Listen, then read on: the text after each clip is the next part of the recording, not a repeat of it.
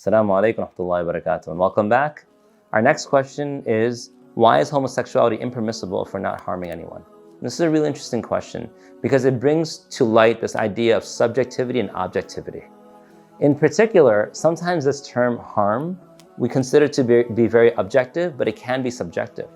When Allah subhanahu wa ta'ala permits and commands something for us, or He prohibits something for us, that is done with His infinite mercy.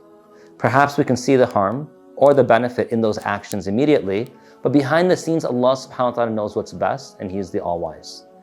In particular, when we look at the act of homosexuality, we have to ask ourselves the following question.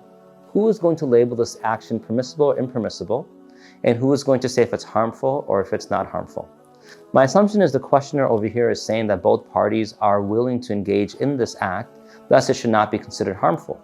However, we do know that there are certain things that are concurrent with, for example, anal sex and homosexual behavior that is intimate, that would actually cause harm.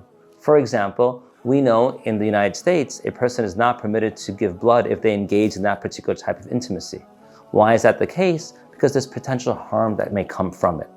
And there are other studies and other details that exist with this as well that we don't have to get into right now. I just wanted to merely provide an example. If Allah subhanahu wa ta'ala has prohibited something for us, there's likely some harm. The harm may be immediate, it may be delayed, it may be physical, it may be spiritual, it may be psychological. There could be different types of harms that exist, but they may not become apparent immediately.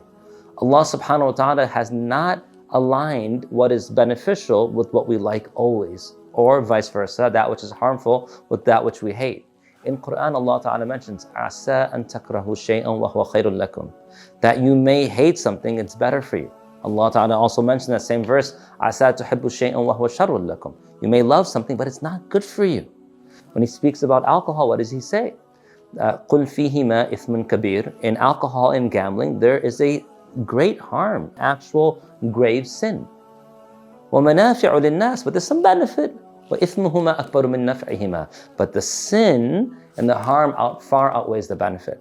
So we would first identify the fact that Allah subhanahu wa ta'ala, when He does things, He does them for the greater good and actually for our good as well. The second part of this question has to come from this idea that when something gives us pleasure, we immediately assume that there's going to be a benefit attached to it. But immediate pleasure does not always result in long-term happiness or even immediate goodness for us. I'll give an example.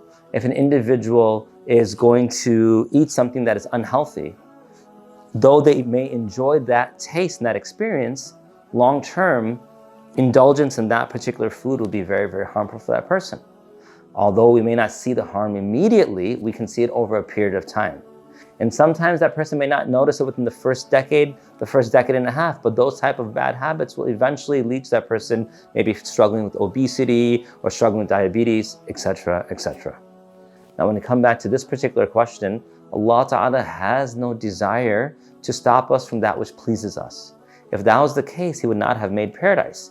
He made paradise so we can have a place of enjoyment, of pleasure, and of ecstasy that's never ending. In this world, which is a world of tests, where people go through hardship and ease, difficulty and enjoyment, in this world, we know that Allah Ta'ala has made things impermissible. And when He did so with our well-being in mind. So if Allah Ta'ala has said this to us, even if we believe that it may not be harmful or gain immediate pleasure or happiness, we should refrain because He's prohibited for a spiritual benefit and a physical, psychological, emotional, etc. benefit that's attached to it. We ask Allah tawfiq to be able to do that which is good, and permission and ability to stay away from that which is harmful to us, though we may not see it. Take care, everyone. Assalamu alaikum wa rahmatullahi wa barakatuh.